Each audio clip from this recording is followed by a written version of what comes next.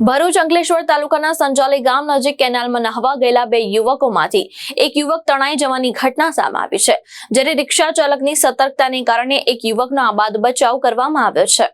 અંકલેશ્વર તાલુકાના સંજાલી ગામના મહારાજનગર પાસે આવેલી ઉકાઈ જમણા કાંઠાની નહેરમાં બે યુવકો નહાવા માટે ગયા હતા। નહાવા દરમિયાન બંને યુવકોનો પગ લપસી જતા તેઓ કેનાલના પાણીમાં ખેંચાવા લાગ્યા અને આ દરમિયાન રિક્ષા ચાલક ઝુબેર સીદાતે સમગ્ર ઘટના જોતા તાત્કાલિક પાનોલી ફાયર વિભાગને જાણ કરી। મળતી માહિતી પ્રમાણે ફાયર વિભાગના જવાનો ઘટના સ્થળે દોડી આવ્યા અને એક યુવકનો સફળતાપૂર્વક બચાવ કર્યો, જ્યારે કેનાલમાં તણાઈ ગયેલા અન્ય યુવકની શોધખોળ ફાયર વિભાગ દ્વારા હાથ ધરવામાં આવી રહી છે।